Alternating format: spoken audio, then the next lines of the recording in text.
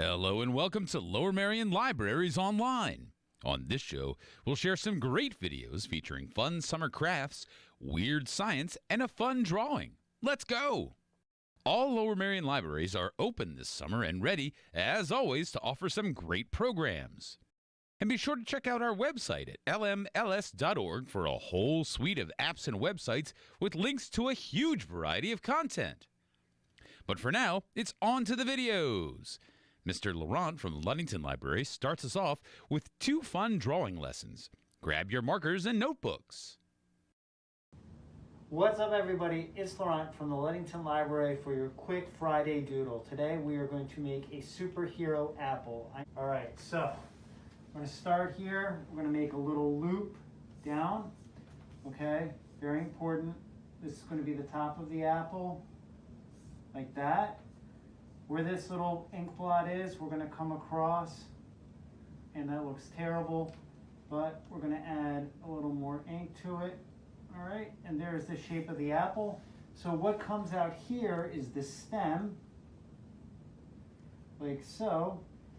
And now with this line in front and back, we actually give the little apple some depth. All right, so now is the superhero part, all right? Got an eyeball here, that award-winning smile that everybody knows and loves from our superhero. We're gonna give him happy eyebrows, all right? Foot here, action pose, arms straight up in the air, other one down here like he's flying, obviously needs a cape. So to do the cape, we'll draw a little circle here next to the eyes, so they're a little even, and then we're going to draw a little ripple here, cape here, little ripple there, cape there, and then it's going to come down here, and then we're just going to make it wavy to make it look like it's flying, and we can give it a couple lines underneath, and then he can, maybe he wants a little nose. Yeah. That is a superhero apple. Or, I mean, at this point, it might be a superhero tooth. I have no idea. I was going for apple, but art is all about your own expression, man, and what you interpret. So it might be a superhero apple, might be a superhero tooth, and that's the cap. I don't know. But draw, let me know what you doodled. Share it with us on Facebook. Thank you for your time. Bye, guys. What's up, everybody? It's Laurent from the Ludington Library, and I'm giving you something quick to doodle while you're in class and you're bored listening to your teacher, okay? So it's going to be very fun, and we're going to start with a simple line right here. And maybe if this works, it'd be great. We got one simple line. We're going to create another simple line. We are making art. We're going to make another one here. We have a very solid base. We're going to make a little lump, a good lump, not a bad lump. Another lump here, okay? We're going to make a super lump. Ta-da! We made a cupcake, but now we're going to add a little pizzazz to it. We're going to make it a human cupcake, maybe. Not really, but there it is. It's now got a little smiley face. I'm going to draw a little cone hat, celebrating its own birthday. Look at that. Look at that.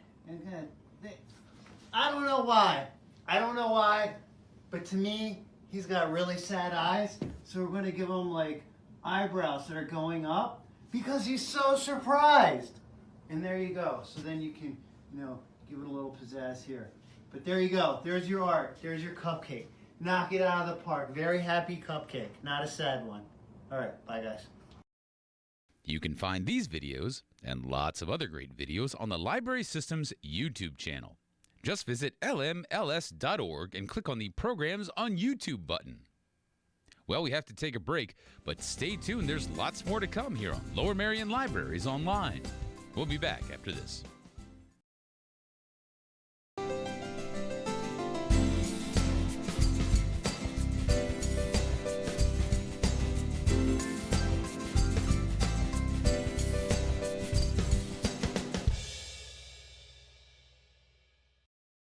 Welcome back to Lower Merion Libraries Online. where we feature fun and educational online programs offered by our 6 libraries.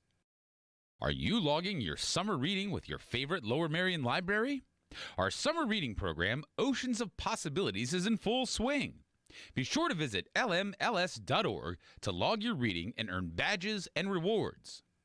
Now back to the videos. Let's learn some fun science with Miss Ashley at Ludington Library. Lemon Volcano. Enjoy. Hey guys, this is Miss Ashley from the Ludington Library. Today's experiment is going to be a lemon volcano. You're going to want a couple things. You're going to want to put the lemon volcano on something. I'm using a plate. You can use a bowl. You can use an aluminum tray, something just to hold all the stuff that's going to come out. You're going to want a popsicle stick. You're going to want some more lemon juice. You're going to want baking soda, some dish soap, and food coloring. Now, dish soap and food coloring are optional. It's a lot more fun with food coloring and dish soap.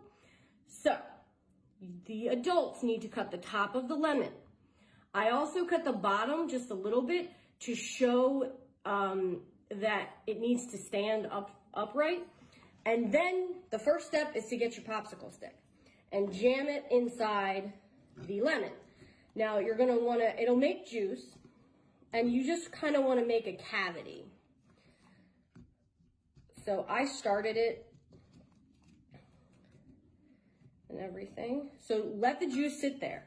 Now don't poke too far down because then the juice will come out of the bottom. So put your food coloring in. You can do a little, you can do a lot. This experiment can be done on the same lemon more than once. I'm gonna put my just little dish soap and I'm gonna mix it up because you want it to really get in there. All right, now we're gonna get to our baking soda. Doesn't matter, it doesn't need to be neat. It might start to foam up a little bit when you put it in because obviously it's sitting in some lemon juice already. And you're gonna wanna just poke around with it. So you already see that I didn't really need to squirt this on, but when you do this, it's making a lemon volcano. So if I was to squirt more lemon juice into this lemon, if I can get it open, let's see if it'll go anymore. Now you can add more baking soda too and just kind of keep poking it. And you could do it more than once. Don't forget that. You can use the lemon more than once. Don't use it for cooking though. It's kind of gross. You can, let's see if we add some more bacon. Let's just kind of experiment. It's an experiment. Keep going and it just kind of really gets all over the plate. It's kind of cool, right? So try this at home. If you tried it at home, please post it on our Facebook, put it under the comments of this video. We want to see what you're doing at home while you're staying in. Please stay safe, social distance, check back later for more stuff with STEM. Once again, you can view this video and lots of other great videos on the Library System's YouTube channel. Just click on the Programs on YouTube button on lmls.org. And be sure to follow the Library System's other social media sites on Facebook, Twitter, and Instagram. Well, we have to take another break, but please stay tuned. There's more great virtual library programming to come. We'll be right back.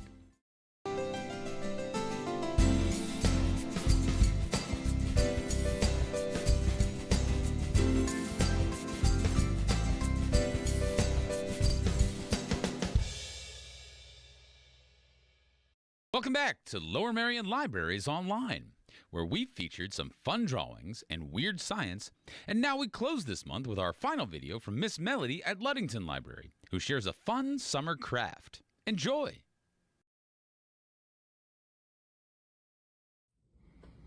Hey everyone, it's Miss Melody from the Ludington Library Junior Room. Welcome back to Try It Out with Miss Melody. Today we are going to be making a craft that is also a great outdoor activity. We are going to be making homemade paper bag kites. And these are great to use now that we have all of this windy weather.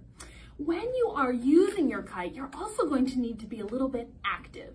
because unlike kites that you buy at the store, the paper bag kite is not going to stay up in the air without a little bit of help.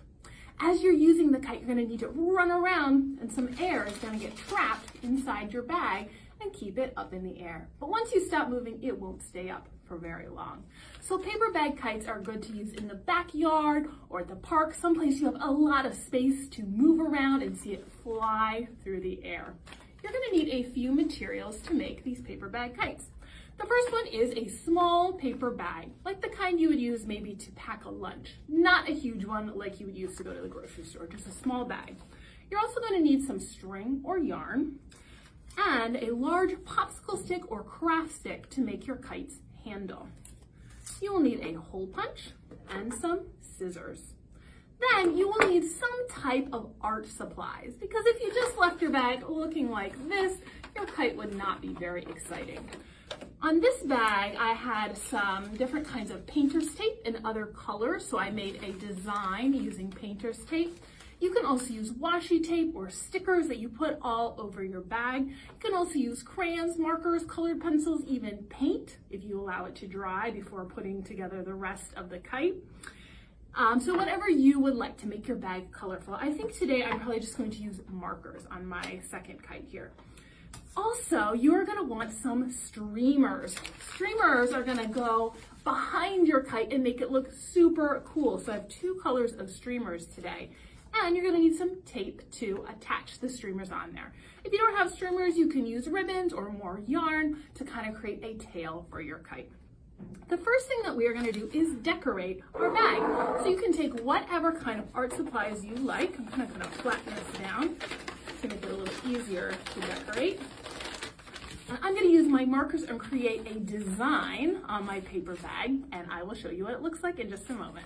So I decided to decorate my bag using a polka dot pattern, and I did not decorate the sides of my kite, the sides of the bag. You could do that if you wanted to. And I also didn't decorate the bottom of my bag, because that is where I'm going to be attaching my streamers, so anything I put there would get covered up.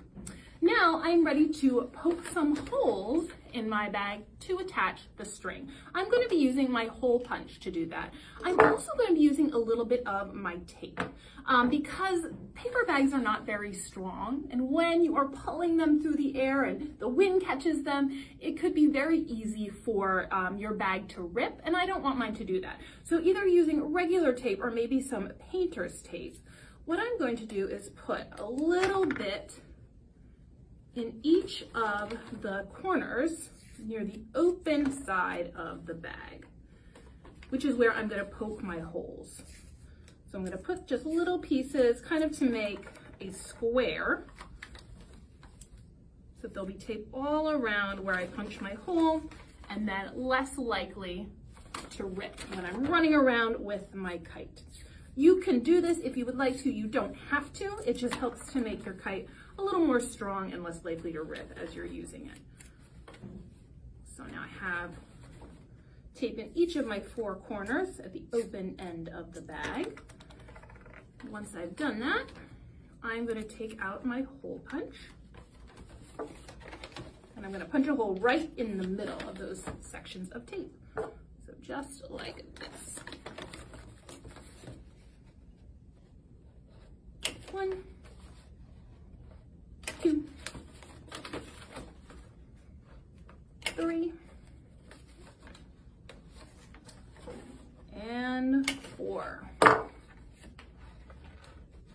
now I have 4 holes near the opening of my bag, and that's what my string is going to go through. And I'm actually going to be cutting out 3 pieces of string or yarn. The first one I'm going to make about 1 foot long. It doesn't have to be exact measurement.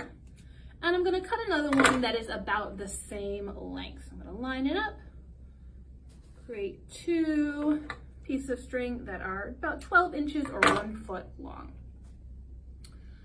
And using these strings, I'm going to create 2 loops. So I'm going to find the 2 holes that are on the same side of the bag, and I am going to tie my string through each of them to create a little bit of a loop.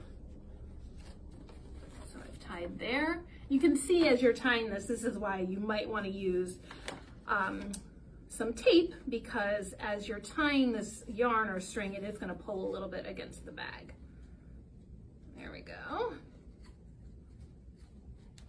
So it's kind of like we're creating handles on either side. This is going to help keep the bag open as we're pulling it along. Now I'm going to use my other string to make a little loop on the other side, or a handle. So I'm going to tie it between each of these two holes, just like this.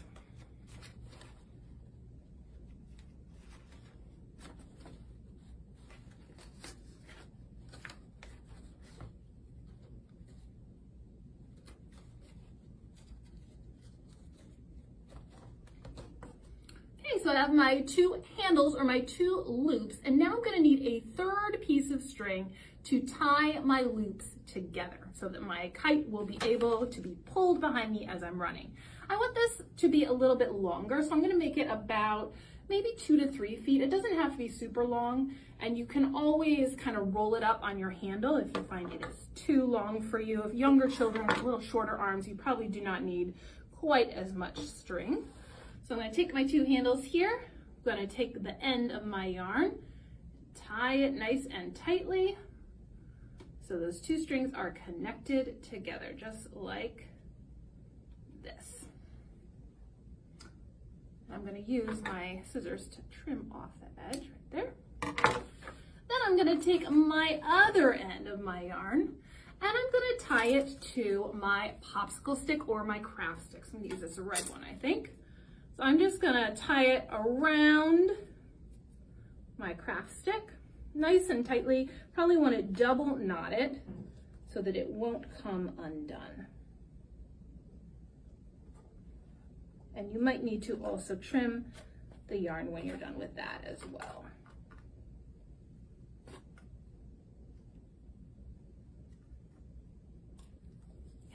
So now I have my handle connected by the string. I'm gonna trim my extra yarn. Okay. So this, I think, is maybe a little bit longer than I would like. So when I use it, I will probably roll up some of the string around my handle here to make it a little shorter as I'm running. The longer your yarn is, the longer your string is, the faster you're going to have to run to keep your kite in the air. So if you find it's not staying off the ground the way you want it to, you might need to shorten your string to keep it up in the air. The last thing I'm going to add are my streamers. So I'm going to cut a few pieces of streamer, maybe 6 inches, not very long. I think I'm going to cut 3 of each color. So 3 blue and 3 red. And then I'm going to attach them with some tape. I cut out all of my crepe paper. They're about the same length. They do not have to be exact. Now I'm going to take my tape and I'm going to attach them to the bottom of my kite. So I'm just going to take a small piece of tape like this, put it half on and half off the top of my crepe paper like this, kind of make a little tab. And I'm going to stick it to the bottom of my bag. You can put this in whatever pattern you would like. I think I'm going to do a pattern of red, blue, red, blue, red, blue, back and forth. And I will show you what it looks like when it's done. This is my finished paper bag kite. It's all decorated. I have my streamers attached. And I am ready to take it outside and give it a test run. So maybe run around in your backyard or in the park and see what it looks like when it flies. If you would like to post a picture in the comments below of a paper bag kite that you have made, we would love to see it. You can find this video on the Library System's YouTube channel. Click on the Programs on YouTube button on lmls.org. Well, we're out of time for this episode, but please tune in again next month for more of the best online programs from our 6 Lower Merion libraries. You can visit lmls.org anytime for more information, including our calendar and event scheduling system, and a whole suite of apps and websites with links to a huge variety of content. If you have any questions about what services are available or any other specific requests, you can always call your local library at the numbers listed on the screen. Thanks again for watching Lower Merion Libraries Online. We'll see you next time.